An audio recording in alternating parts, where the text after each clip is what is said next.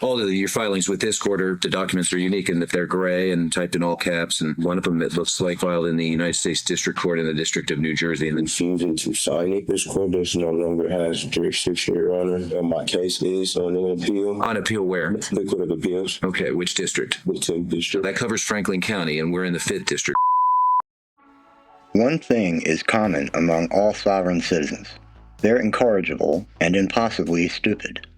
This guy is no different. In fact, this guy is leading the charge. He shows up to court with typical sovcit pleadings, and then he drops the bombshell news that his case is already on appeal to the wrong district. We'll come to find out that he's appealed to a court in Newark, New Jersey. Too bad his crimes were in Newark, Ohio. Let's all watch this sovcit fail in the best way possible, with mandatory jail time. Let's roll this. All right, we are on the record in case number 25 TRD 01258, captioned the State of Ohio versus Jeremiah Mackey Jr. That's you, sir? Yes, sir. All right, so the record should reflect that the defendant is present in the courtroom today. Ms. Yeager is here on behalf of the State of Ohio, and this matter is scheduled for a trial to the court. The defendant is charged with 2 counts of involving driver's license violations. One is driving under a OVI suspension, and the other is driving under a it looks like it says security on the citation, but according to the new Albany Municipal Code, it's basically just driving under forfeiture. What I have is a financial responsibility. Yeah. So the driving under an OVI charge, or under an OVI suspension charge, is a first-degree misdemeanor. Carries up to 180 days jail, up to a $1,000 fine, and up to a 1-year license suspension. Does carry mandatory minimum penalties of up to, or of at least $250 fine, a 1-day license suspension, and at least 3 consecutive days in Licking County Jail. The other charge is an unclassified misdemeanor, I believe, is it not? Yes. Yeah, so it doesn't carry any potential jail time. And either way, if the defendant were to enter pleas of guilty or be convicted of the offenses, they would merge for the purposes of sentencing. So it'd only be 1 conviction. Ms. Yeager, is the state ready to proceed with trial today?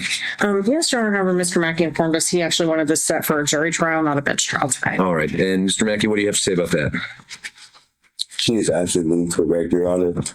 Also, I shared with her as well.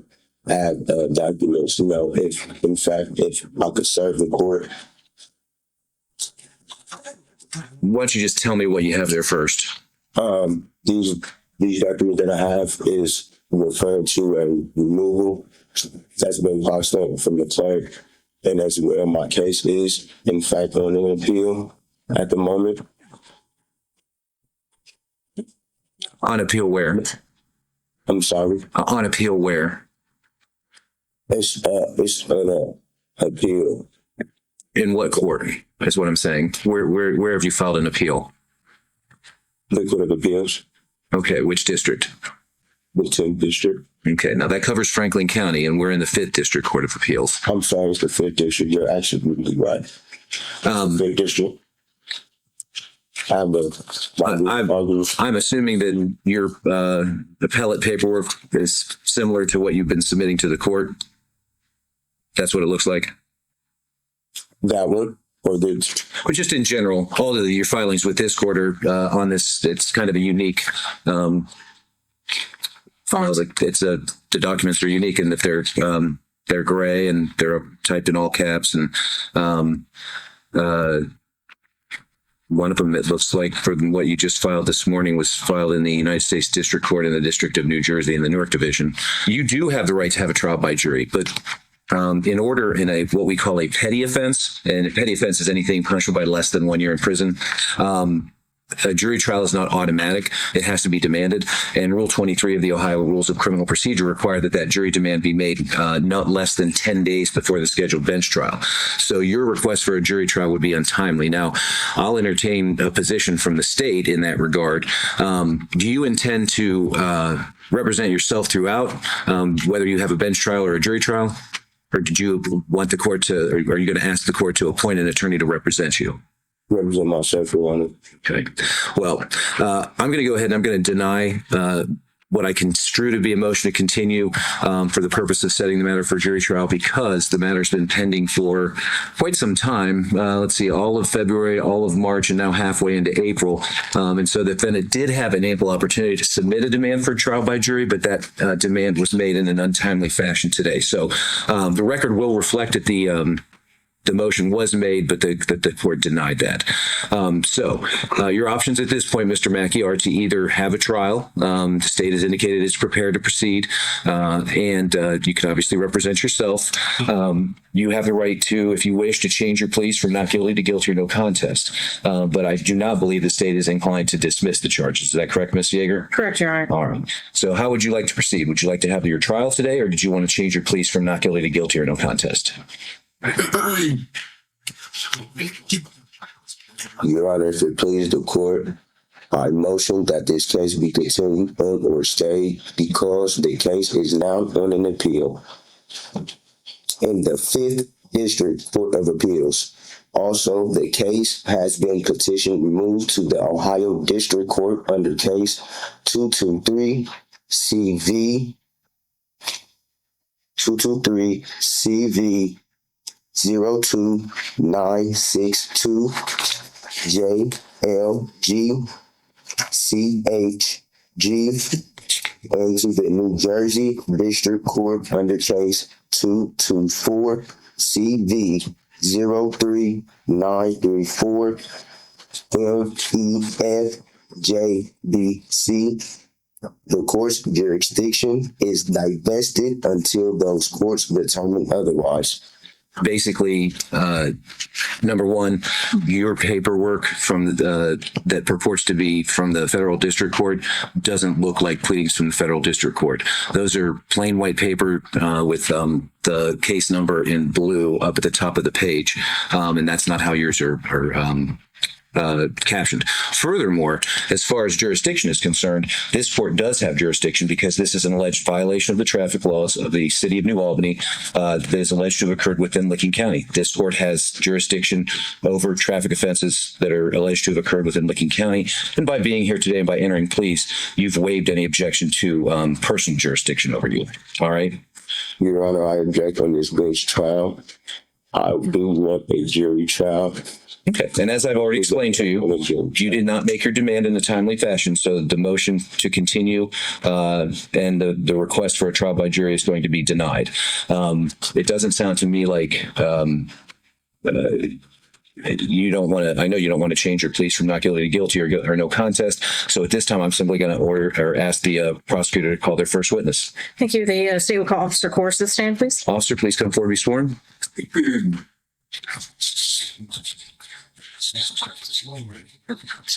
Oh, actually, before he does that, Mr. You can have a seat. But Mr. Mackey, you indicated that you do wish to represent yourself, correct? Is that right? Okay.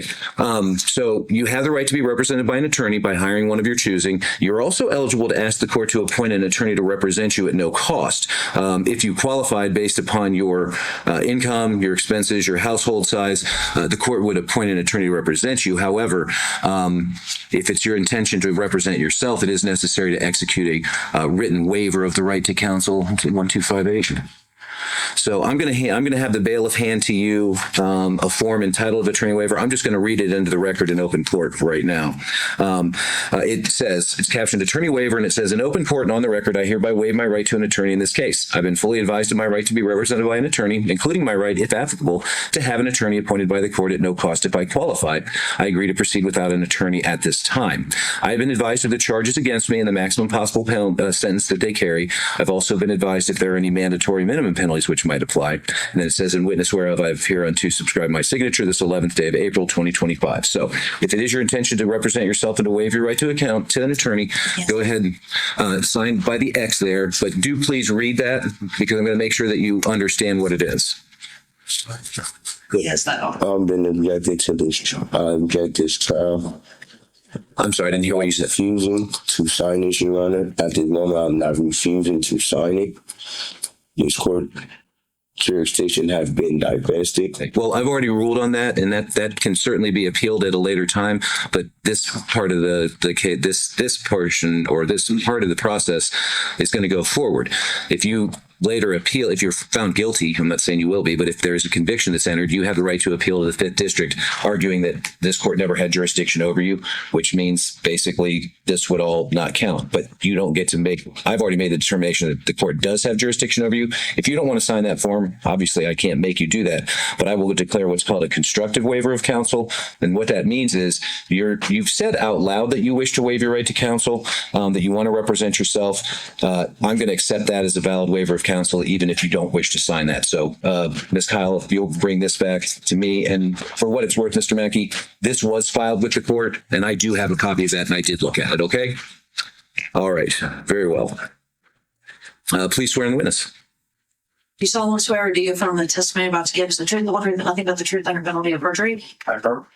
Please have a seat, sir. For the record, you're going to give your name and spell your last name. Officer Michael Coors, Cohrs. And the address to your precinct. 50 Village Hall Road, New Albany, Ohio, 43054. Thank you. You may inquire. Officer Force, how long have you been with the New Albany Police Department? Over 6 years. And were you so employed on January 29th of 2025? Yes. And were you working that day? Yes. What shift or hours were you working? Second shift, it's 2 p.m. to 10 p.m. And were you wearing a uniform of the day like you are in court? Yes. And were you driving a marked cruiser with a working visible light bar? Yes. And what were your duties that day? I was working standard patrol. I would believe I was on zone 3, which is the Licking County side from Albany. Is that for like traffic enforcement? Correct. And what kind of training have you undergone for traffic enforcement? I was trained at the Columbus Police Academy over 2 weeks of traffic enforcement to include all traffic laws and proper traffic stops and procedures. And as of January 29th of 2025, were you up to date on all continuing education, training, and certification requirements? Yes. We're going to draw your attention to about 4:50 p.m. Whereabouts were you on patrol at that time? I was on Beach Road heading southbound just north of State Route 161. And is that in the city of New Albany in Licking County, Ohio? Yes. While on patrol, what first drew your attention to the defendant's vehicle? As he was traveling northbound, making a left turn onto the State Route 161 westbound on-ramp, I observed he had dark tinted windows, which initially drew my attention. And then as he passed me, I made the right-hand turn, drove behind him, and entered his license plate. Okay. And did his license plate, when you ran that, return anything? It did. It turned through my mobile computer, through our leads program on there. I observed that his license plate had expired, or registration, I should say, expired on July 8th of 2024. And so when you approached the defendant for the stop, did you inform him as to the reason for your traffic stop? I did. And did he have anything to say about that? He stated he was aware that the registration had been expired. And did he have a driver's license for you too? He had an identification card. An ID card. Okay. Were you able to then go back to your mobile unit and run his driver's license status? Yes. And what did that return? I observed again through my computer system that it showed he had multiple active suspensions, one of them being the OVI suspension that he was cited with, as well as the 2 non-compliance suspensions on my system. The reason why it was shown on the citation as a security suspension, that was the label, but per what I read through the system there, it was the financial liability. Nothing further for this witness at this time, Your Honor. All right. So, Mr. Mackey, you have the right to ask this question witnesses. You have the right to ask this witness questions if you wish, but you're not required to. And once the state's rested its case, you'll have the right to present evidence on your own behalf. But this portion of the trial is just for questioning. Do you have any questions for the officer? Any additional witnesses on behalf of the state? No, Your Honor. Subject to the admission of Plaintiff's Exhibit 1, the state would rest. All right. So, Mr. Mackey, the state is asking me to admit the certified BMV records into evidence. If I grant that request, that means I'll be able to consider that in making my decision about whether or not the state has met its burden of proof beyond a reasonable doubt. You have the right to object to whether or not that comes in. Do you have any objection to the court admitting that as an exhibit? To this bench trial, Your Honor, I do. I object to this bench trial, Your Honor. Okay, well, we've discussed that already, Mr. Mackey. So at this time, I'm just asking whether or not you have an objection to the admission of the exhibit. Yes. And on what basis? This court does no longer has jurisdiction, Your Honor. I Okay. respectfully. Well, that's non-responsive to the court's question. I'm going to go ahead and I'm going to reflect that the defendant is objecting to the admission of State's Exhibit 1, but I will admit that over the defendant's objection. Does the state rest? Yes, Your Honor. All right. Now, Mr. Mackey, the state has rested its case. In our system of justice, it's always the prosecution's burden to prove guilt beyond a reasonable doubt before a person can be convicted. A defendant is never required to produce any evidence, call any witnesses, introduce any exhibits into the record, or even testify on their own behalf. And if they don't, I don't hold it against them. It doesn't lessen the state's burden of proof. It doesn't diminish your presumption of innocence. But you do have a right to present evidence by calling other witnesses, introducing exhibits into the record, and testifying on your own behalf. If you elect to take the witness stand, however, you will be required to either swear or affirm to tell the truth in giving me your side of the story. Then when you're finished giving your side, you will be required to answer any questions that the prosecutor might have. So other than yourself, do you have any witnesses that you'd like to call today? No, Your Honor. Okay. And do you wish to testify on your own behalf?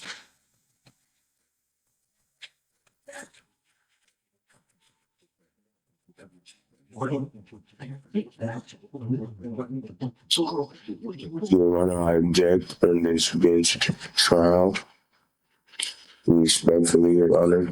Okay. And I've entertained that objection on more than one occasion now, and I've already overruled it, so it's not necessary to do that. But you are creating a record here, Mr. Mackey, so that, we're recording all this. You'll certainly have the right to obtain a transcript of the proceedings and pursue your appeals regarding the jurisdiction issue. But again, my question that I'll ask one last time is, do you wish to testify on your own behalf? Well, the court's heard testimony from Officer Kors, which finds to be credible, that he was on duty on the date in question, that he executed a traffic stop upon discovering that the registration on the vehicle was expired, that he made contact with the driver who he's identified as the defendant, and upon reviewing the information provided by the Bureau of Motor Vehicles, determined that he was under both an OVI suspension as well as a Financial Responsibility Act suspension. The court furthermore has admitted into evidence over the defendant's objection, admittedly, a certified copy of the defendant's driving record through motor vehicles, and it does in fact list both the noncompliance suspension as well as the OVI suspension, and reflects the expiration date of the registration as being prior to the date of the traffic stop. So I do find that the state has met its burden on all three counts, and I'll go ahead and enter guilty findings. You have the right to make a statement today, Mr. Mackey, before I make any decisions regarding your sentence, but you're not required to. Is there anything that you would like to say other than the jurisdictional issue? No, Your Honor. All right. Thank you, Mr. Mackey. Ms. Yeager, did the state wish to be heard regarding the matter of sentencing, and which driving under suspension charge did the state wish to elect to have the court enter a conviction and sentence? We would elect to undergo the OVI suspension, Your Honor. And the defendant does have minimal history, so we would just recommend the mandatory minimums on that. All right. It's kind of customary for me to ask questions of the defendants about their personal circumstances. If you don't want to answer, that's fine. Do you work? Do you have a job? Yes, Your Honor. What kind of work do you do? HVAC, sheet metal, as I told the officer that put me over. Is that what you were doing that day? You were working out at the warehouses? Okay. Do you work for yourself? Do you work for yourself or do you work for a company? I work for a company. Okay. How long have you worked for them? It's been 3 years. I've been in a steel trade. Okay. Well, here's the thing. One of the reasons why I'm asking you these questions today is, as I mentioned earlier at the beginning of our proceedings, the court is required to impose at the very least a 3-day jail term. I don't want to cost you your job. Do you work Monday through Friday? Saturday, Your Honor. Monday through Saturday? Okay. We normally do not have, well, let me go ahead and pronounce sentence first, and then we'll talk about that. When you got pulled over that day, Mr. Mackey, you were just given your citation and then you were free to go, right? They didn't take you to jail, did they? Correct. Okay. All right. As far as the registration is concerned, the fine on that charge is going to be a $25 fine. On the driving under the OVI suspension charge, the court's going to impose a 3-day jail term, a $250 fine, and a 1-day license suspension to be start today and as of midnight. Costs will be assessed. Now, the reason I was asking you about your work and everything else is, as I said, I don't want to cost you your job, Mr. Mackey, but I don't have any discretion when it comes to those 3 days in jail. Normally, we require defendants. I'm assuming you don't want to go today, right? No. Okay. So it's customary for the court to grant what we call report dates. Some courts call them enforcement dates. And typically we require that the defendant report here to the courtroom. But since my colleague, Judge George, took the bench, we now have the option of having folks report directly to the jail. And that's important for one reason. If you had to report here, you'd have to report on a day that the court's open. So Monday through a Friday, all days of which you work.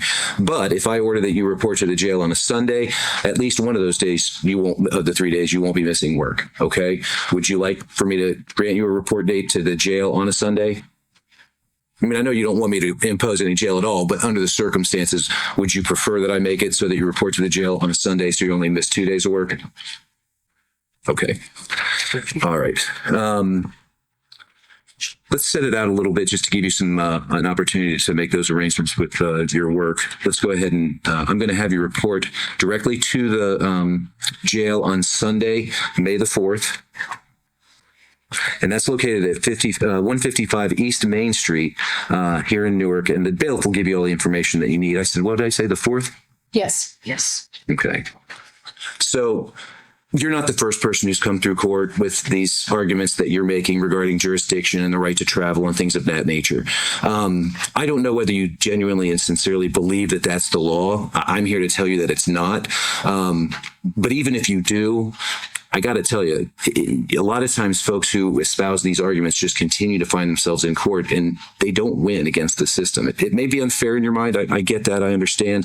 But I just want to give you a word of caution that, you know, if you do get cited in the future with any traffic violations or even criminal offenses, making these arguments is not going to work out in your favor. It's not going to help your situation. You know, you can be as frustrated and angry at the system as you want. The law is what the law is, but I would just recommend that in the future, you know, just deal with it regularly and move on.